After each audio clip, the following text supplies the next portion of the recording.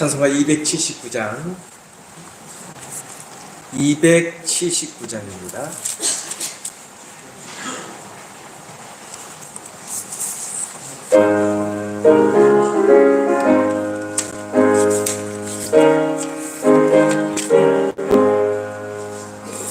인내하신 구세주여 내가 미오니 죄인 오라실 때에 날 부르소서. 주여 주여 내가 미오니 죄인 오라실 때에 날 부르소서. 자비하신 보좌 앞에 엎드려 자복하고 내게 하니 믿음 주소서. 주여 주여 내가 비오니 죄인 오라 하실 때에 날 부르소서. 주의 공로 의지하여 주께 가오니 상한 마음을 고치시고 구원하소서.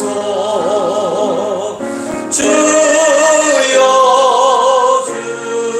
주여 내가 비오니 죄인 오라 하실 때에 날 부르소서. 만복 근원 우리 주여 위로하소서. 우리 주와 같으시니 어디 있을까. 주여 주여 내가 비오니 죄인 오라 하실 때에 날 4절까지 실행합니다. 만복 근원 우리 주여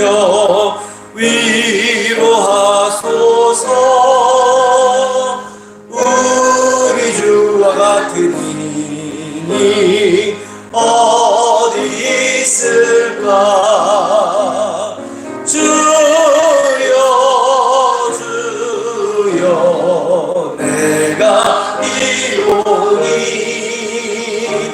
죄인 오라 하실 때에 날 부르소서.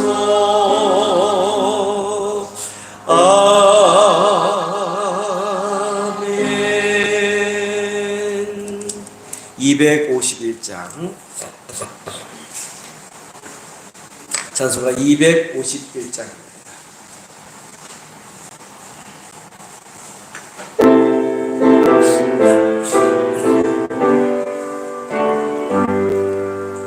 놀랍다 주님의 큰 은혜 우리의 죄를 속하시려 갈보리 십자가 위에서 어린 양 보혈을 흘렸네.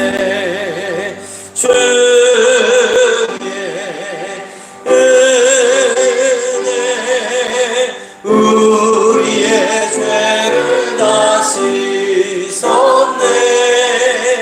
주의 은혜 우리의 죄를 다 씻었네.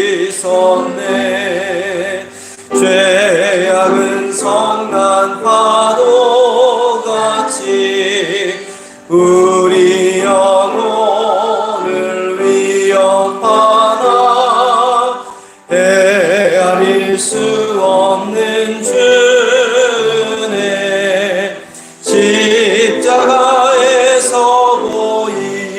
보이셨네 주의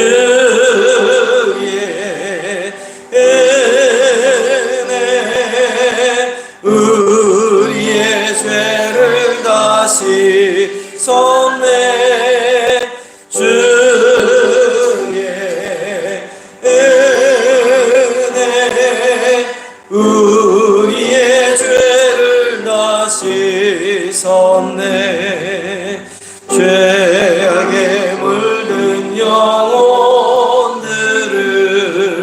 주께서 피로 씻으시네 지금도 흐르는 그 피에 눈보다도 이게 씻으라 주의 은혜 우리의 죄를 다시 쏟네 주의 은혜 우리의 죄를 다시 쏟네 이해할 수 없는 그네를 믿는 자에게 거저주네 형제여 주 앞에 나와서 더 지체 말고 복 받으라 주의 은혜 우리의 죄를 다시 쏟네 주의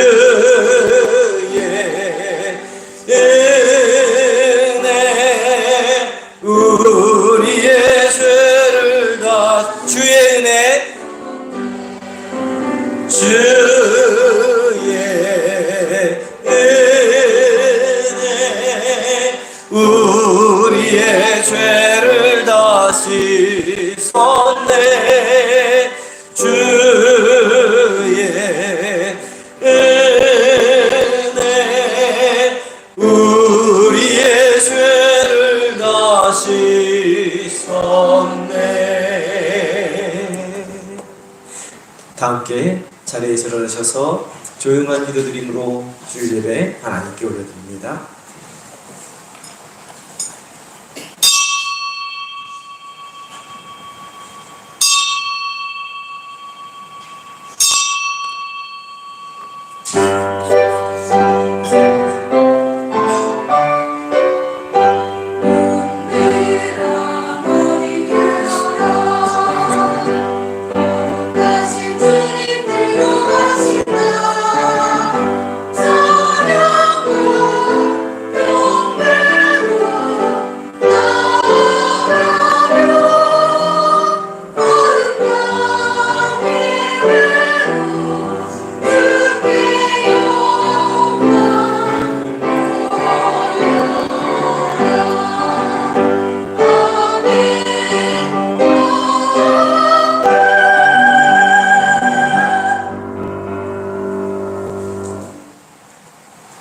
여호와는 마음이 상한 자를 가까이 하시고 중심으로 통회하는 자를 구원하시는도다.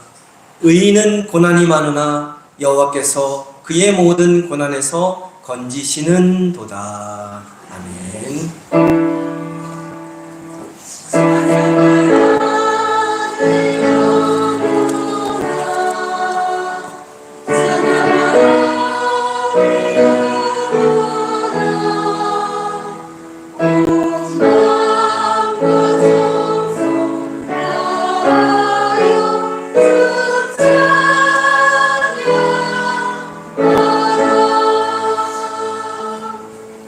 다 함께 경배와 찬양 주께 엎드려 두 손을 가슴에 얹고 찬양합니다.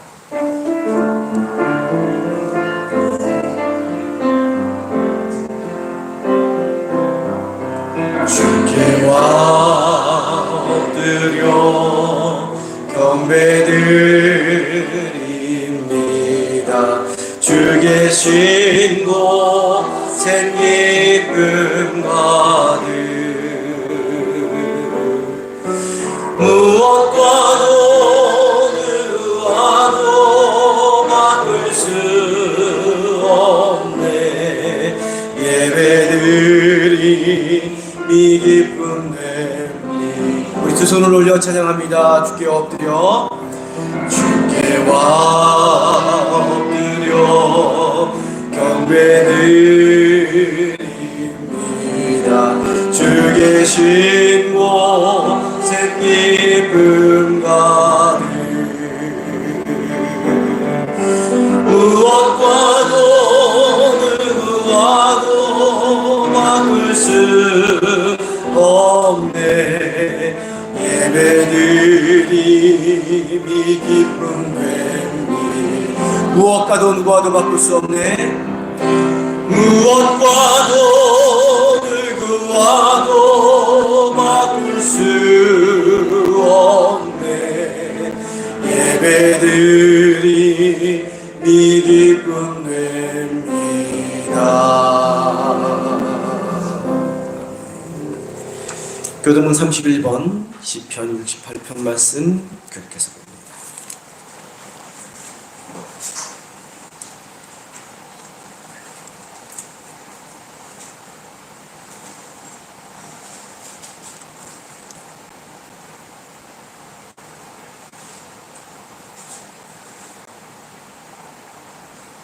PPT 넘겨주겠어요? 하나님이 일어나시니 원수들은 흩어지며 연기가 불려가듯이 그들을 몰아내소서.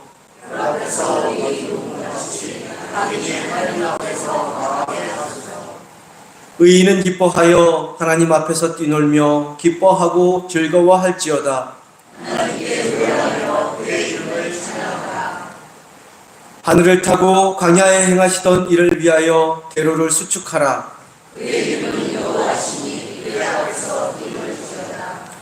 그의 거룩한 처소에 계신 하나님은 고아의 아버지시며 과부의 재판장이시라. 갇힌 자들은 이끌어내사 형통하게 하시느니라. 함께 읽겠습니다. 하나님이여 주께서 가난한 자를 위하여 주의 은택을 준비하셨나이다. 아멘. 사도신경으로 신앙 고백드립니다.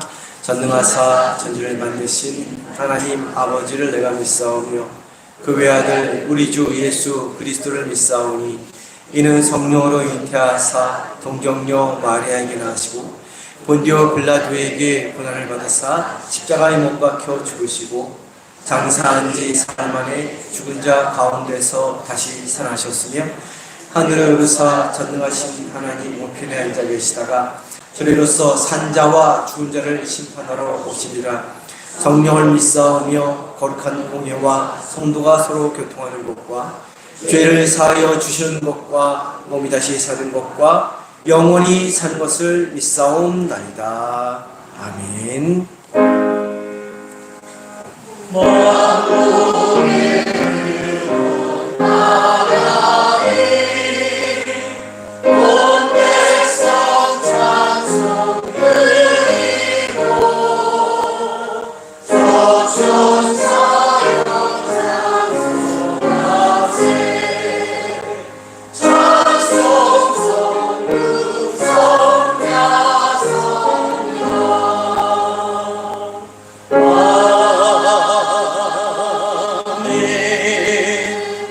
자리에 앉아주시기 바랍니다. 조태종 권사님 나오셔서 대표하여 기도해 주시겠습니다.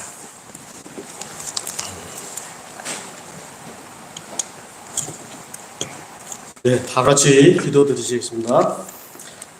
사랑의 하나님, 여기에 보인 저희 상리교회 성도들이 이제 하나님의 은혜로 살고 있음을 저희들이 깨닫게 하시고 또 예수님의 사랑을 먹고 살아갈 수 있도록 하나님이 인도하여 주시옵소서. 저희들 세상에 살면서 날마다 지은 죄를 이 시간 자복하며 회개할 수 있도록 인도해 주시고 이제 다시는 같은 죄를 범하지 않는 귀한 믿음을 허락해 주시기를 원합니다. 이제 저희 상리교회 보내주신 김승돈 담임 목사님 늘 성령이 함께하는 목회가 되며 좌로나 우로나 치우치지 않는 귀한 예수님 중심의 그리고 성도들과도 늘 소통할 수 있는 목사님이 될 수 있도록 인도하여 주시옵소서. 또 사모님과 그 자녀들, 가정이 늘 평안할 수 있도록 하나님 인도하여 주시옵소서. 이제 세계적으로 재난과 또 전쟁이 끊이질 않고 있습니다. 믿는 저희들이 먼저 그들을 위해서 기도할 수 있도록 인도해 주옵시고 이제 고난을 극복할 수 있는 귀한 힘을 주시기를 하나님 인도하여 주시옵소서. 이제 나라를 이끌어가는 지도자와 또 목회 지도자들이 자신을 희생해서 어려운 시기를 이겨나갈 수 있기를 원하며 또 하나님을 믿는 저희 성도들이 이제 나라를 위해서 늘 기도할 수 있도록 인도하여 주시옵소서. 상리교회에 속한 우리 장로님들 계십니다. 어느 곳에서나 건강함과 믿음의 장로님들 될 수 있도록 인도해 주시고 또 상리교회의 자랑이 될 수 있도록 인도해 주시고 그들의 삶이 늘 풍족할 수 있도록 하나님 인도하여 주시옵소서. 교회 주변에서 어린이들의 웃음소리가 끊이지 않도록 인도해 주시고 또 우리 젊은이들이 꿈꿀 수 있는 귀한 교회가 되게 하여 주시고 이제 나이 먹은 노인들과 함께 서로 어울려서 성장시키는 귀한 상리교회가 될 수 있도록 하나님 인도하여 주시옵소서. 항상 보이지 않는 곳에서 교회를 위해 늘 기도하는 성도님 항상 많아질 수 있도록 하나님 인도하여 주시옵소서. 또 상리교회의 자랑인 우리 성가대가 규모는 작지만 다른 어느 것보다 은혜로운 성가대가 될 수 있도록 인도하여 주시고 또 더욱 빛나는 삶을 살도록 인도하여 주시며 대원 모두와 대장님 그리고 먼 곳에서 오가는 우리 반주자 집사님 늘 발길 지켜주시고 가정이나 일터에서 찬양이 넘치는 성가대가 될 수 있도록 인도하여 주시옵소서. 오늘 이제 이 귀한 예배에 참석하고 싶으나 이제 가정 생활이 바빠서 또 몸과 마음이 불편해서 못 오신 우리 성도님들 이 예배를 정말 사모할 수 있도록 인도해 주시고 다음 예배는 늘 이제 웃는 모습으로 건강한 모습으로 함께 예배될 수 있도록 인도하여 주시옵소서. 무더운 날씨입니다. 하나님 정말 애쓰시는 주방 봉사하시는 우리 여성교회 회장님과 회원들 그리고 차량 봉사로 또 안내로 또 주변 환경을 예쁘게 하시는 모든 분들 무더위를 잘 이겨내서 항상 건강할 수 있도록 인도해 주옵소서. 하나님 저희들 서로 사랑하며 살아가기도 인생이 매우 빨리 갑니다. 성도 간에 먼저 사랑할 수 있도록 인도해 주시고 조금 더 상대방을 이해하고 또 내가 희생할 수 있는 힘을 주시고 우리 어려운 이웃들을 사랑하는 모든 성도가 될 수 있도록 인도해 주시고 이곳 상리 지역을 하나님의 나라가 세워질 수 있도록 하나님 늘 인도하여 주시옵소서. 목사님을 통해서 전해지는 귀한 말씀이 모든 성도님들의 마음에 옥토에 떨어져서 많은 열매를 맺기 원하며 이제 살아가는데 우리 힘이 되는 귀한 말씀이 될 수 있도록 인도하여 주시옵소서.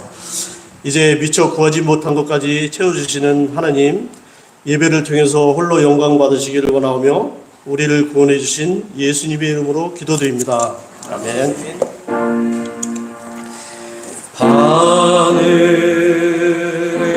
하늘에 계신 아버지 이름 거룩하사 주님 나라 임하시고 뜻이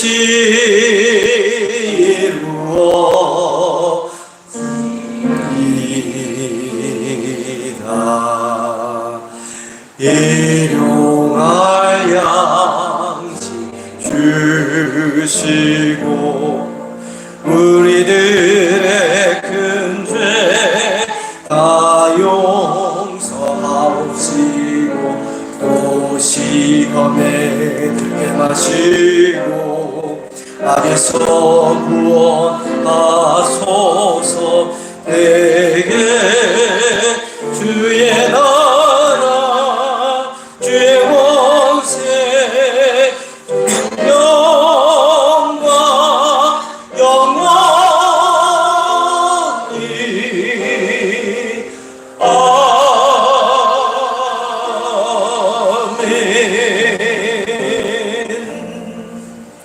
이 시간 준비한 예물 하나님께 보내드리겠습니다.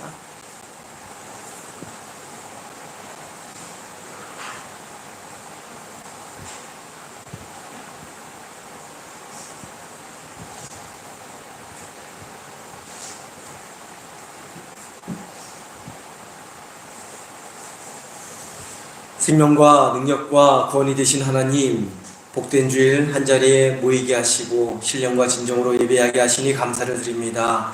우리를 죄와 죽음에서 건져주시고 이 험한 세상 가운데서도 믿음으로 살아갈 수 있도록 지키시고 도우시고 인도하시니 또한 감사를 드립니다.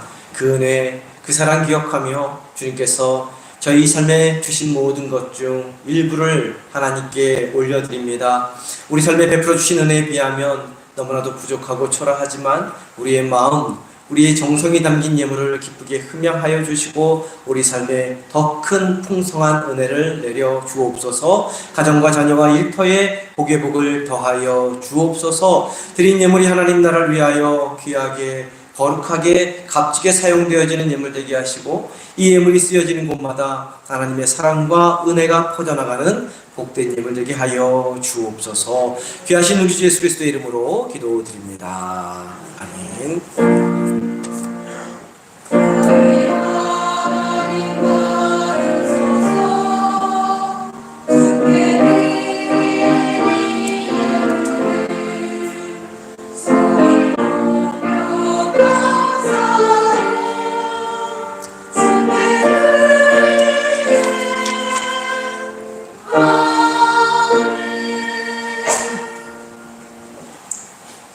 네, 복되고 귀한 날 주님의 성전에 나오신 성도님들을 환영하고 축복합니다. 옆에 계신 분들과 앞뒤에 계신 분들과 인사합니다. 사랑합니다. 네, 축복합니다. 할렐루야. 잘 오셨습니다. 감사합니다. 오늘 우리 현재동 성도님 또 서준이 함께 예배드리고 해철이도 오랜만에 왔습니다. 옆에 우리 축복하며 찬양합시다. 해철이와 또 서준이 현재동 성도님 축복합시다. 하나님께서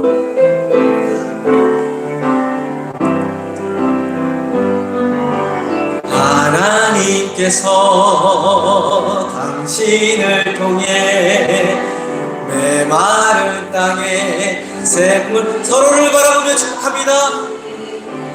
가난한 영혼 목마른 영혼 당신을 통해 주 사랑하기 원하네. 아멘. 지금 7월 중순인데 날씨가 너무나 덥습니다. 날씨가 푹푹 뛰는데 물 많이 마시고 에어컨 바람 너무 많이 쐬지 마시고 더위 잘 이겨내시기 바랍니다. 힘내시기 바랍니다. 우리 인사합시다. 힘냅시다. 할렐루야. 처지는 처지죠. 몸이 저도 더우니까 몸이 축축 처지더라고요. 더욱더 힘낼 수 있기를 몸 관리 잘해서 힘낼 수 있길 바랍니다. 연로하신 어르신들과 아프신 한우들을 위해 기도해 주시기 바랍니다. 지난 금요일날 이정혜 권사님께서 응급실에 병원에 실려가셨는데 병원에서는 아마 진단을 내릴 수가 없어서 다시 집으로 돌아가셨는데 아드님 댁에 아마 머무르고 계시는 것 같습니다. 건강 회복될 수 있도록 위해서 기도해 주시기를 바랍니다. 지방 소식입니다. 19일 돌아오는 19일 토요일 오후 5시에 연천지방 장로회 원래가 왕선교에서 있습니다. 찬송합니다. 찬송가 279장.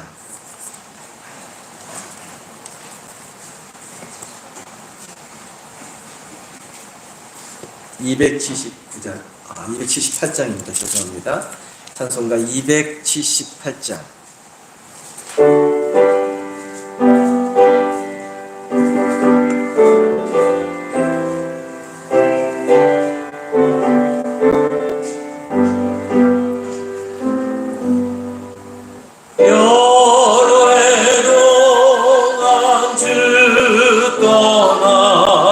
세상 연락을 즐기고 저 흉악한 죄에 빠져서 주를 잊었네. 오 사랑의 예수님 내 맘을 곧 엽니다. 곧 들어와 나와 함께하며 내 생명이 되소서. 죄악의 죽을 인생을 심히 불쌍히 여기사 저 하늘의 영광 버리고 이 세상에 오셨네. 오 사랑의 예수님, 내 맘을 고뇽니다. 곧 들어와 나와 함께하며 생명이 되소서. 공포를 입은 구주는 가시며 혈관 쓰시고 저 십자가 높이 달리사 그 아픔을 참았네. 오 사랑의 예수님, 내 맘을 고뇽니다. 곧 들어와 나와 함께하며 내 생명이 되소서. 미련한 인생은 주의 공로를 모르고 그 쓸쓸한 사막 가운데 늘 헤매고 다녔네. 오 사랑의 예수님, 내 맘을 고뇽니다. 곧 들어와 나와 함께하며 내 생명이 되소서.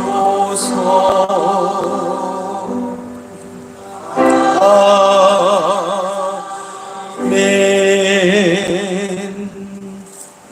오늘 우리에게 주시는 하나님의 말씀은 사도행전 8장 1절부터 13절까지 말씀입니다. 신약성경 268면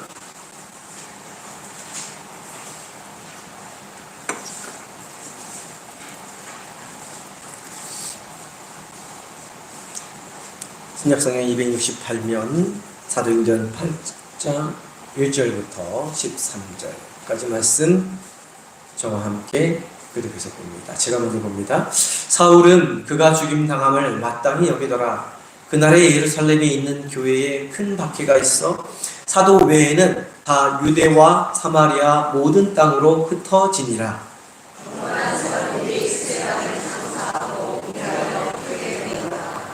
사울이 교회를 잔멸할세 각 집에 들어가 남녀를 끌어다가 옥에 넘기니라.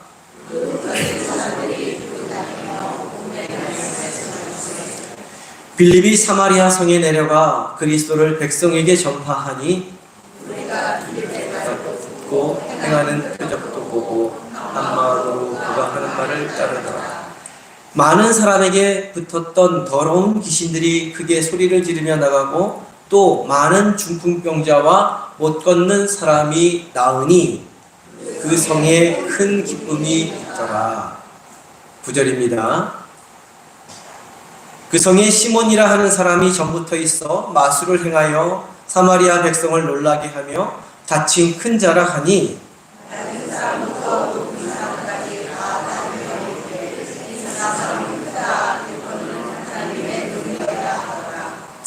오랫동안 그 마술에 놀랐으므로 그들이 따르더니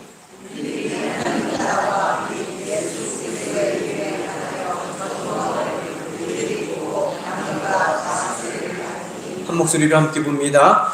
시몬도 믿고 세례를 받은 후에 전심으로 빌립을 따라다니며 그 나타나는 표적과 큰 능력을 보고 놀라니라.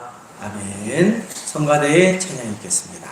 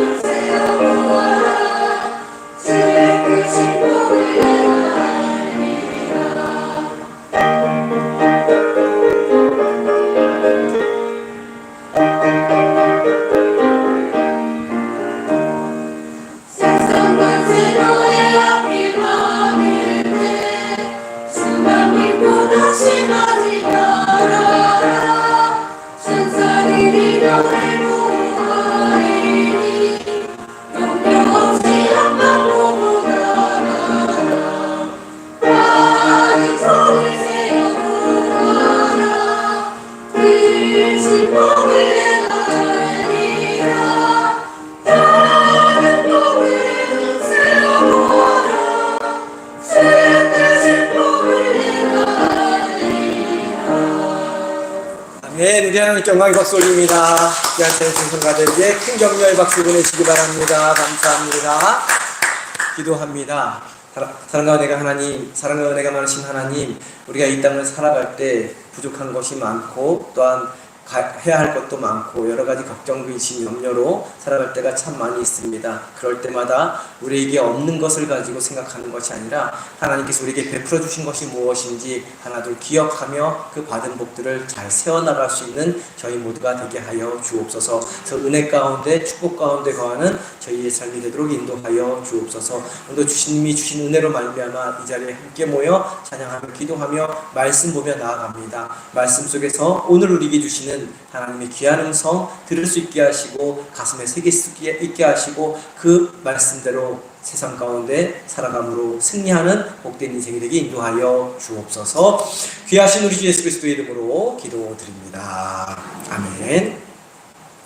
어떤 정신과 의사 한 명이 고난을 겪었던 사람들을 상대로 조사를 했습니다.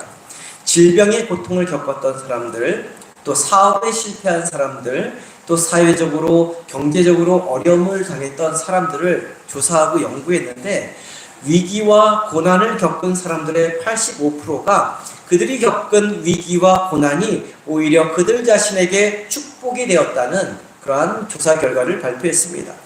위기와 고난을 당함으로 자신에게 있었던 나쁜 습관을 고치게 되었고 불완전하던 가정이 온전하게 바르게 회복되었고 또 시간과 물질을 절약하게 되었으며 신앙인들은 하나님을 더 온전히 믿으며 신앙생활을 더욱 철저히 하는 그러한 계기가 되었다라는 조사 결과를 발표했습니다. 고난을 통과하면서 인생 자체가, 삶 자체가 새롭게 변화되기도 하고 성장하고 성숙해지게 되었다는 것이지요. 이와 같은 연구 결과를 발표한 정신과 의사뿐만 아니라 유명한 학자들, 그 중에서도 특히 고난을 통과한 사람들은 하나같이 고난이 축복이다라고 이야기를 합니다. 2차 세계대전 당시 유대인 수용소, 죽음의 수용소 아닙니까? 유대인들이 갇히면 무조건 죽어야 하는 그 유대인 수용소에서 살아남았던 사람 중에 빅터 프랭클이라는 박사가 있습니다. 죽음의 수용소라는 책을 쓴 박사님인데, 자신의 책에서 고난에 대해 이렇게 이야기합니다. 고난 속에서 포기한 사람들에게 고난은 저주이지만, 고난 속에서 그 고난의 의미를 발견한 사람들에게 그 고난은 오히려 놀라운 축복이 된다라고 그렇게 이야기합니다. 또 중국 고대 철학자인 맹자는 자신의 책 맹자에서 고자라는 인물과 다음과 같은 대화를 나눈 내용을 기록하고 있습니다. 하늘이 장차 그 사람에게 큰 일을 맡기려 할 때는 5가지 역경과 시련을 주는데, 먼저 그 사람의 정신을 고통스럽게 하고 그 사람의 육체를 고달프게 하고 그 사람이 굶주림의 고통을 주고 처지를 불우하게 하고 하는 일마다 실패를 거듭하게 만든다는 것입니다. 다시 말해, 위대한 인물, 성공적인 인물, 하늘이 낸 사람은 그냥 저절로 이루어지는 것이 아니라 반드시 고난과 역경을 통과해야만 된다는 그러한 이야기입니다. 또한 독일 문학가인 헤르만 헤세는 데미안이라는 책에서 고난에 대해 이렇게 이야기합니다. 하나님이 우리에게 절망과 고통을 보내는 것은 우리를 죽이기 위해서가 아니라, 우리를 절망에 빠뜨리고 어려움의 공격에 처하기 위해서가 아니라 새로운 생명을 불러일으키기 위해서이다 라고 이야기합니다. 이와 같은 이야기를 정리해 볼 때 우리 앞에 다가오는 인생의 위기와 고난이 오히려 우리를 이전보다 더 나은 삶으로 이끄는 훌륭한 축복의 도구가 된다는 것입니다. 또한 우리에게 다가오는 위기와 고난을 우리가 어떻게 바라보느냐에 따라서 위기와 고난은 우리를 실망하게 만들고 좌절하게 만들고 절망의 구렁텅이로 몰아넣을 수도 있지만, 그와 반대로 우리에게 기회와 희망, 성공과 축복을 가져다 줄 수 있다는 것입니다. 저와 성도님들의 삶 속에는 시시때때로 예기치 않은 인생의 위기와 고난이 찾아옵니다. 가정과 자녀 안에 문제가 생길 수 있습니다. 직장과 일터에서 어려움을 겪을 수 있습니다. 몸에 갑작스러운 예기치 않은 질병이 찾아올 수도 있고, 몸이 노쇠해져 감으로 모든 의욕을 상실해 갈 수도 있습니다. 또한 갑작스러운 사고, 사건들이 일어날 수가 있습니다. 우리 앞에 이와 같은 인생의 위기, 문제, 고난이 찾아온다면 그 고난의 의미를 발견하고 고난을 통과한 사람들의 이야기에 귀를 기울일 수 있는 저와 성도님 되기를 소망합니다. 고난이 오히려 우리의 삶을 성장하게 하고 성숙하게 한다는 것을, 고난이 오히려 우리에게 축복을 가져다 준다는 것을, 고난을 통해 위대한 인물, 성공한 인물, 하늘이 낸 사람이 된다는 것을, 그리고 고난을 통해 새로운 생명으로 변화된다는 것을 기억하며 우리 앞에 다가오는 고난을 지혜롭게 통과할 수 있기를 소망합니다. 그래서 우리 삶에 다가오는 고난을 통과할 때마다 이전보다 더 축복된, 더 성장하는 성숙된 삶을 누릴 수 있는 저와 성도님 되기를 간절히 소망합니다. 오늘 우리가 함께 교독해서 본 사도행전 8장 1절 이하의 말씀을 보면 고난당하는 초대교회의 모습이 나옵니다. 그런데 초대교회가 당한 고난은 개인적인 문제와 개인적인 사정으로 인해 겪게 되는 그러한 고난이 아니었습니다. 하나님을 위해, 하나님 나라를 위해 당한 그러한 고난이었습니다.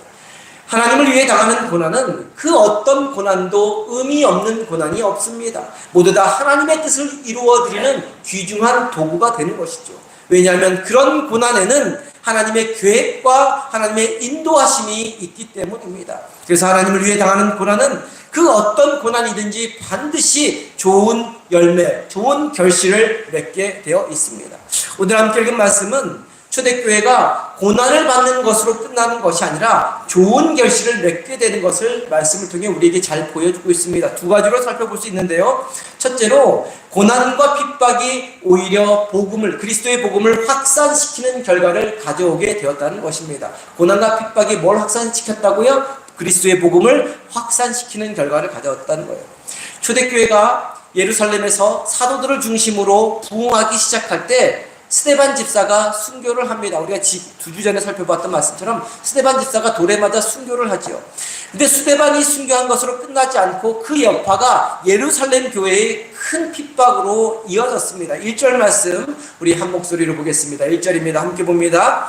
사울은 그가 죽임당함을 마땅히 여기더라. 그날에 예루살렘에 있는 교회에 큰 박해가 있어 사도 외에는 다 유대와 사마리아 모든 땅으로 흩어지느라.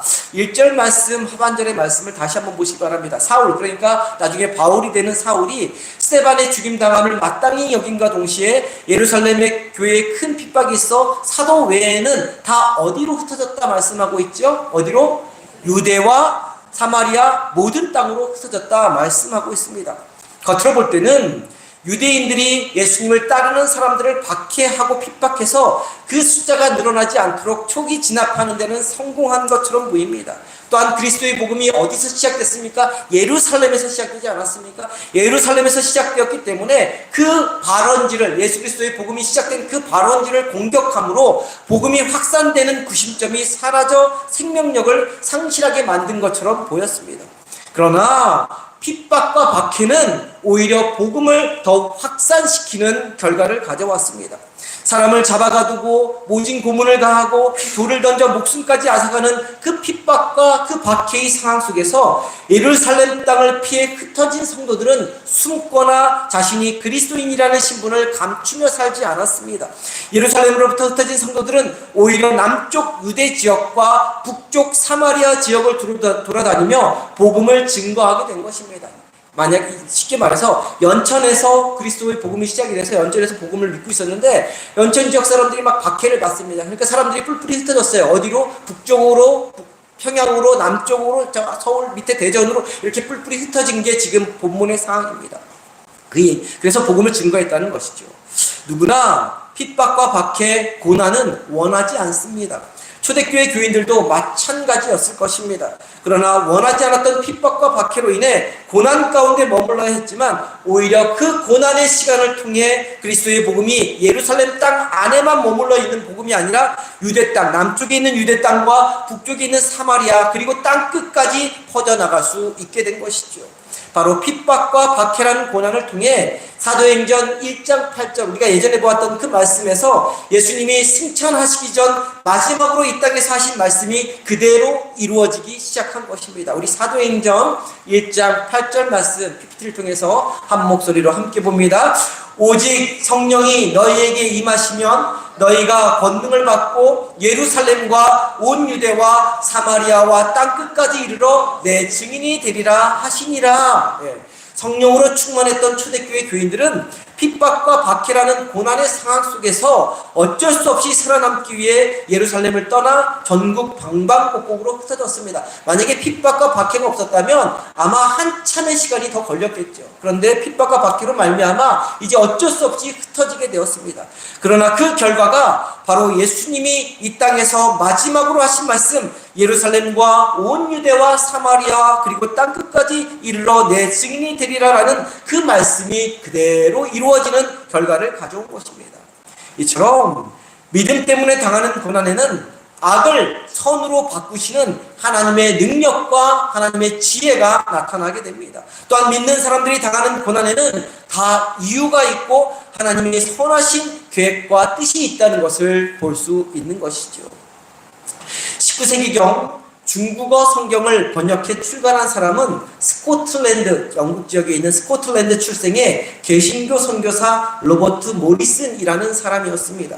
그는 중국 역사상 외국인을 가장 적대시하고 박해했던 시대에 선교한, 중국 땅에서 선교한 최초의 개신교 선교사였습니다.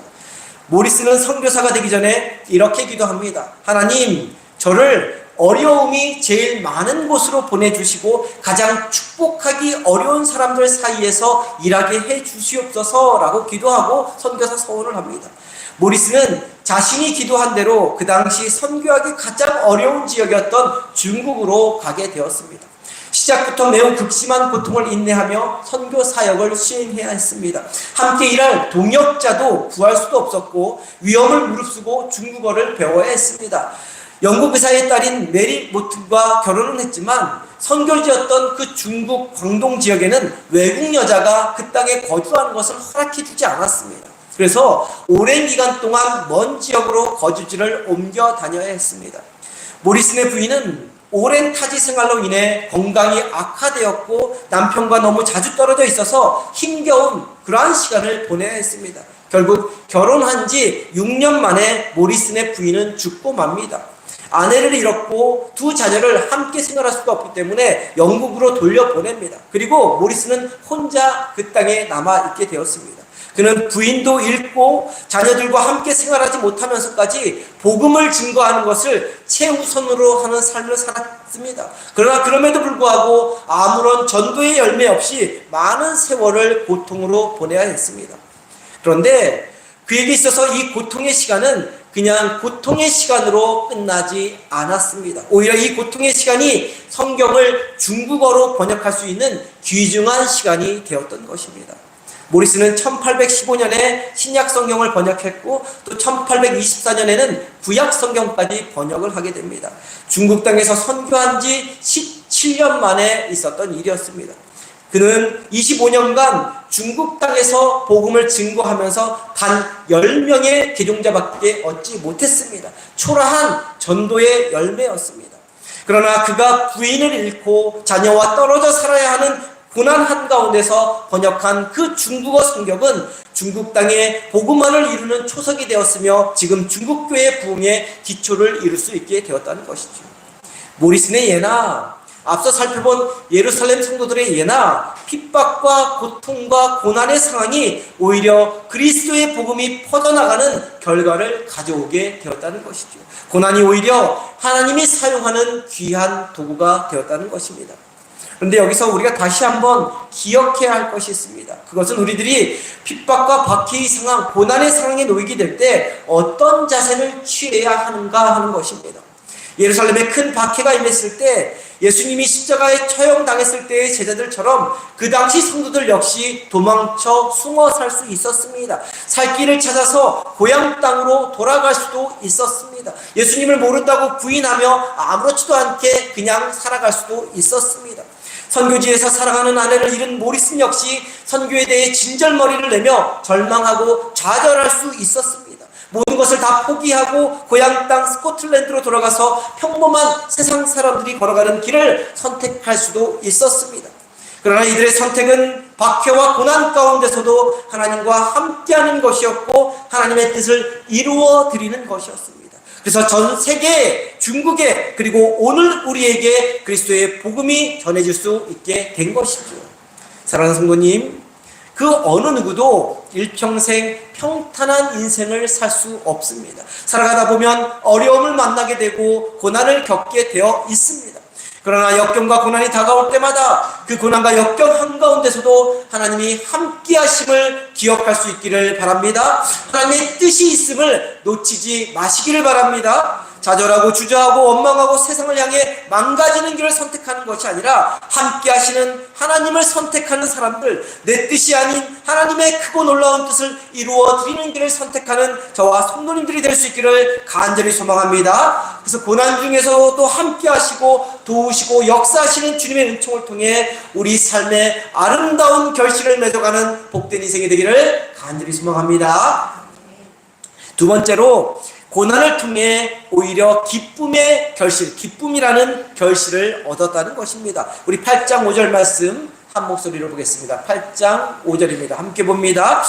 빌립이 사마리아 성에 내려가 그리스도를 백성에게 전파하니, 이전에 살펴본 사도행전 6장에 보면 초대교회 내에 구제하는 일에, 음식을 나누는 일에 문제가 있었을 때 믿음과 성령이 충만한 사람 헬라파 유대인 몇 명? 7명을 선출하는 지도자로 세우는 장면을 우리가 살펴봤습니다.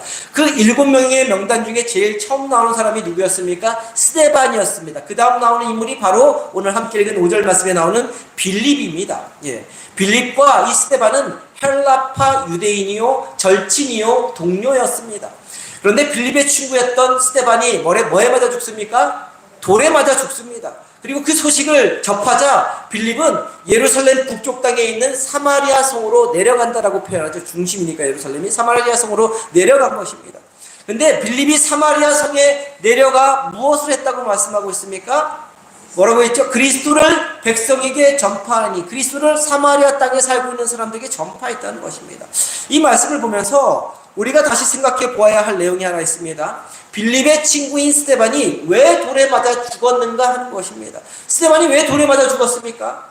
그리스도를 백성에게 전파했기 때문입니다. 다른 이유 아니었습니다. 그리스도를 백성에게 전파하지 않았으면 돌에 맞아 죽을 이유가 없었습니다. 만약 계속해서 그러면 그리스도를 백성에게 전파하는 사람이 있다면 그 사람은 어떻게 될까요? 그 사람도 역시 돌에 맞아 죽게 되겠죠. 이것을 통해 알 수 있는 것이 하나 있습니다. 빌립은 단순히 자기 목숨을 건지기 위해, 그러니까 어떻게든 살아남기 위해 예루살렘을 떠나서 사마리아로 도망친 것이 결코 아니라는 것입니다. 그러면 무엇 때문에 도망친 것이죠? 그리스도의 복음을 증거하기 위해 예루살렘을 떠나 사마리아로 간 것입니다. 예루살렘의 박해가 극심해지니까 예루살렘 땅에서는 복음을 증거할 수가 없으니까 그 복음을 들고 사마리아 땅으로 가서 거기서 복음을 증거한 것입니다. 자신의 목숨을 잃는 것이 아까워서가 아니라 그리스도의 복음이 증거되는 것이 더 중요하기 때문에, 그래서 한 사람이라도 더 그리스도의 복음을 받아들이는 것이 중요하기 때문에 사마리아로 갔던 것입니다.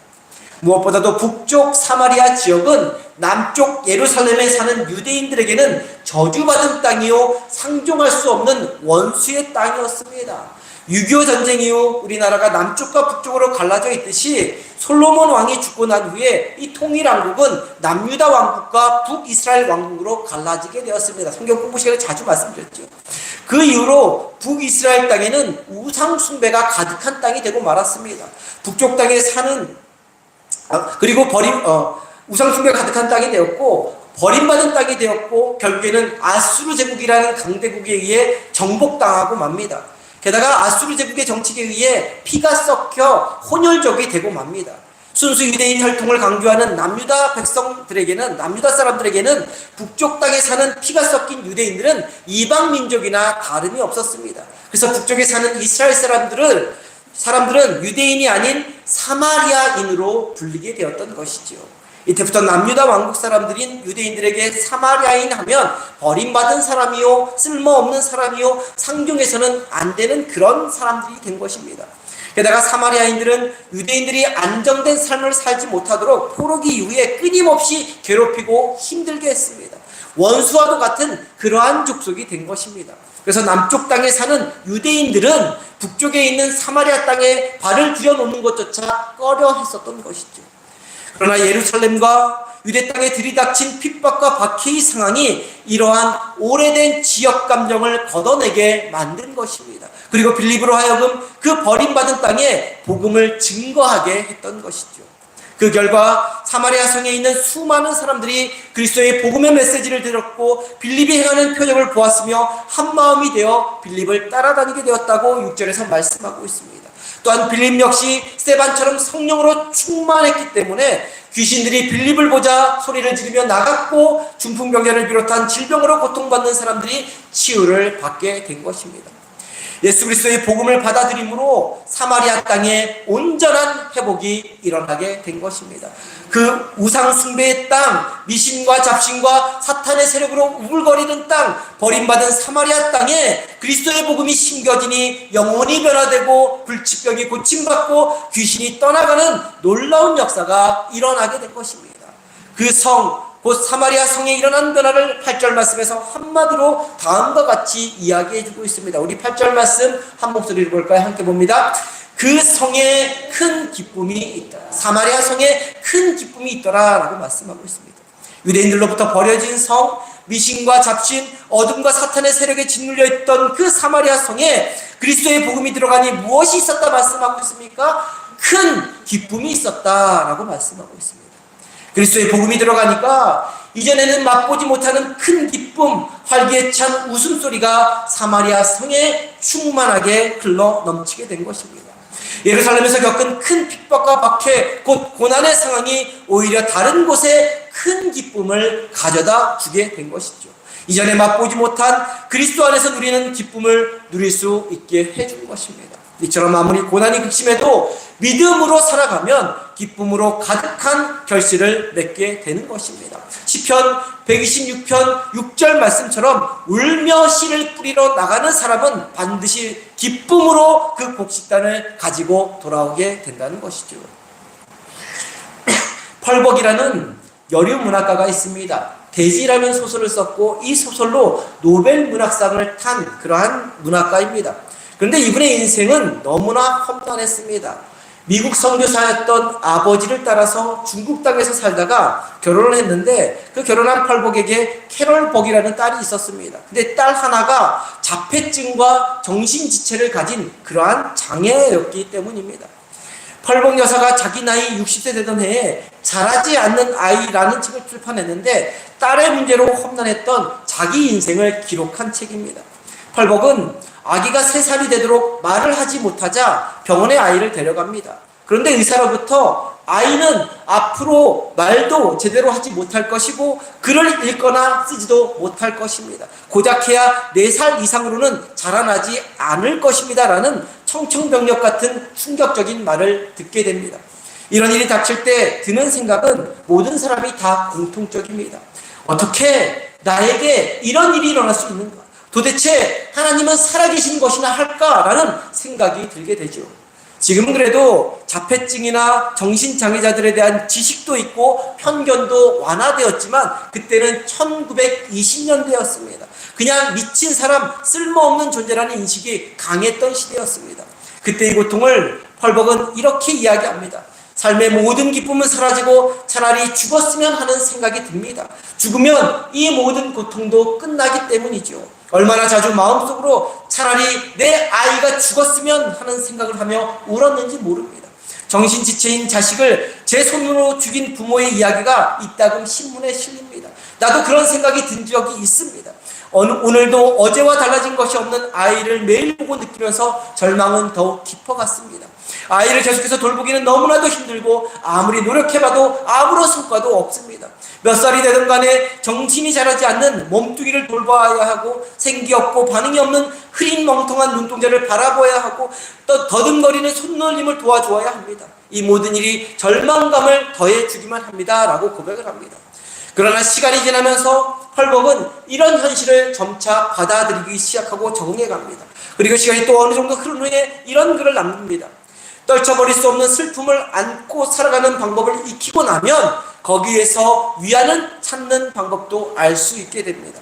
떨쳐버릴 수 없는 슬픔이 사라지지는 않았지만 그것과 함께 살아갈 수 있게 됩니다. 원망하고 탄식하는데 힘을 다 쏟아붓지도 않았습니다. 가장 큰 변화는 나와 나의 불행에 대해 생각하는 것을 멈추었다는 것입니다.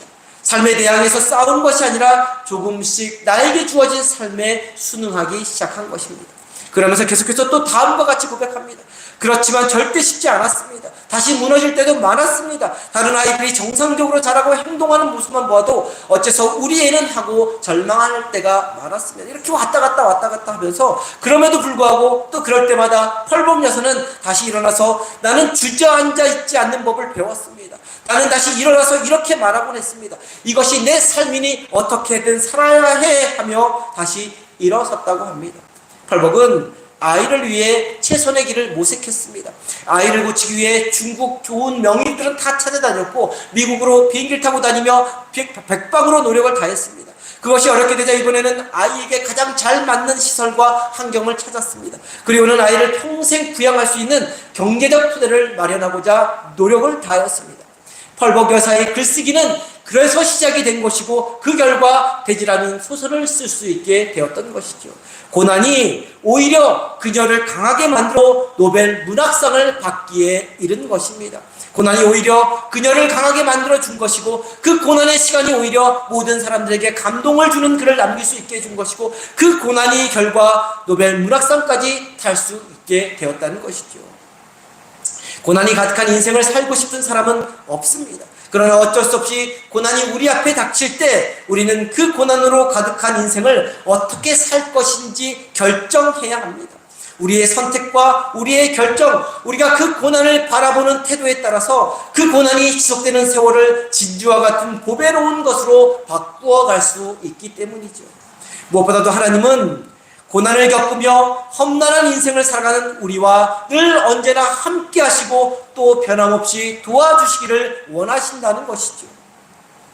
그 사실을 기억하며 고난이 우리 삶에 드리워질 때 그 고난이 나를 괴롭히게 만들고 힘들게 하는 문제들이 아니라 오히려 하나님께 나아가게 만드는 축복의 통로로 삼는 저와 성도님들이 될 수 있기를 간절히 소망합니다. 그래서 내 삶의 문제들, 고난받는 상황을 통해서 오히려 하나님의 나라가 확장되어져 가고 아픔과 고통이 기쁨으로 변화되어가는 기적과 축복을 경험함으로 신앙의 아름다운 결실을 맺어가는 복된 인생이 되기를 주님의 이름으로 간절히 축원합니다. 기도하겠습니다.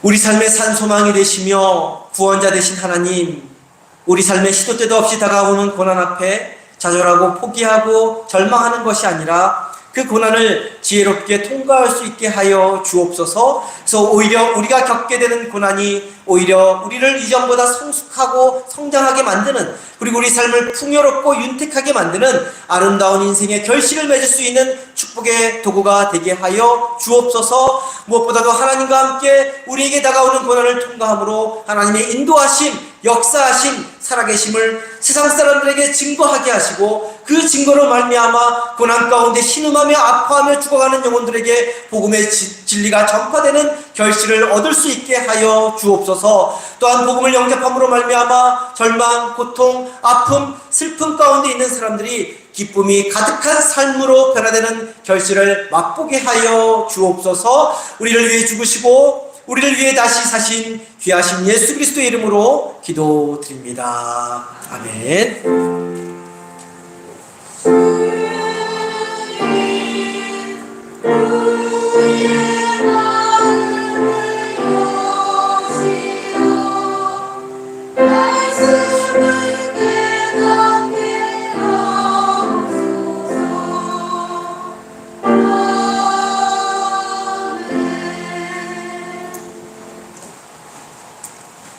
다 함께 자리에 일어나셔서 찬송가 337장 찬송합니다.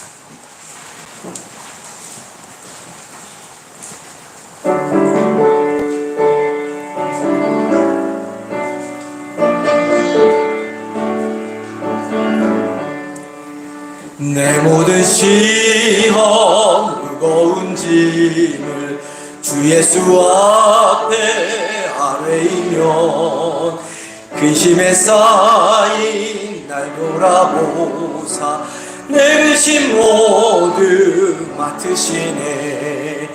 무거운 짐을 나 홀로 지고 견디다 못해 쓰러질 때 불쌍히 여겨 구원해 주리 은혜의 주님 오직 예수.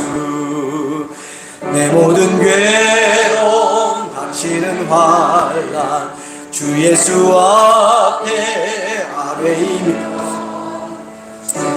진히 날 구해 주사 넓으신 사랑 베푸시네.